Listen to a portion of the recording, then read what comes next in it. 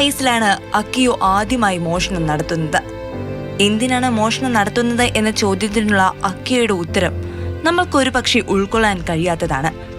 തുച്ഛമായ പെൻഷനും മകൻ ഉപേക്ഷിച്ച നിരാശയുമാണ് 81കാരിയായ ഈ വൃദ്ധമാതാവിനെ മോഷണത്തിലേക്ക് പലപ്പോഴും നയിക്കുന്നത്.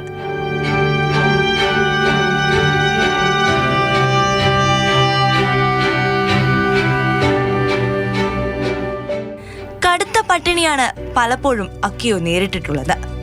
ഒരുപക്ഷേ സാമ്പത്തിക സ്ഥിരതയും മെച്ചപ്പെട്ട ജീവിതവും ഉണ്ടായിരുന്നെങ്കിൽ താൻ ഒരിക്കലും മോഷണം എന്ന വഴി സ്വീകരിക്കില്ലെന്നും അക്കിയോ പലപ്പോഴും വെളിപ്പെടുത്തിയിട്ടുണ്ട്. 2024 അക്കിയോ ജയിലിൽ നിന്നും മോചിതയായത്. എന്നാൽ അക്കിയോയെ പട്ടിണിയും ഏകാന്തതയും വേട്ടയാടിക്കൊണ്ടേയിരുന്നു. അക്കിയോയുടെ ജീവിതം ഒരു പ്രതീകം മാത്രമാണ്. അക്കിയോയെ പോലെ ധാരാളം മുതിർന്ന സ്ത്രീകളാണ് പട്ടിണിയും വിശപ്പും സഹിക്കാതെ ഭക്ഷണത്തിനും സുരക്ഷിതമായ പാർപ്പിടത്തിനും വേണ്ടി മോഷണവും മറ്റു കുറ്റകൃത്യങ്ങളും ചെയ്യുന്നത്.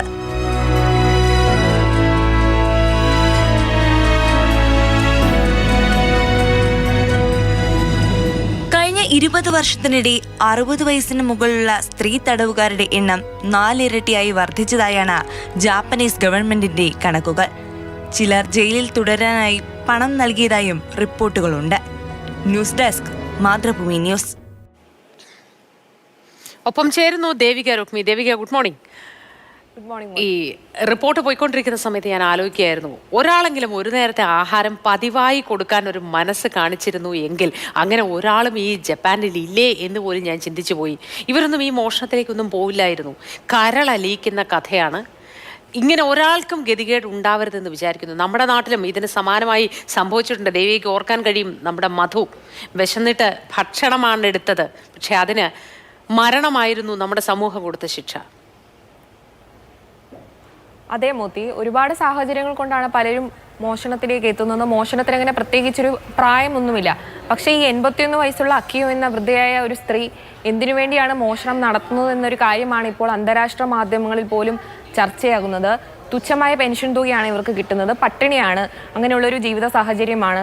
അതുപോലെ തന്നെ മറ്റൊരു പ്രധാന കാര്യം ഒറ്റപ്പെടലിനെ ഭയന്നാണ്. അതായത് വാർദ്ധക്യമാണ്, അവർക്ക് മറ്റു തൊഴിലുകൾ ചെയ്യാൻ കഴിയുന്നില്ല, അല്ലെങ്കിൽ മറ്റു തൊഴിൽ അവസരങ്ങൾ അവർക്ക് ലഭിക്കുന്നില്ല. അതുകൊണ്ട് തന്നെ വാർദ്ധക്യത്തിൽ ഒറ്റപ്പെടലിനെ ഭയന്നാണ് ഇവർ ഈ ഒരു ജയിൽവാസം തിരഞ്ഞെടുക്കുന്നത്. അങ്ങനെ ജയിലിൽ വസിക്കാൻ വേണ്ടി മാത്രമാണ് അവർ ഈ ഒരു മോഷണം നടത്തുന്നത് തന്നെ അവർ പറയുന്നുണ്ട്.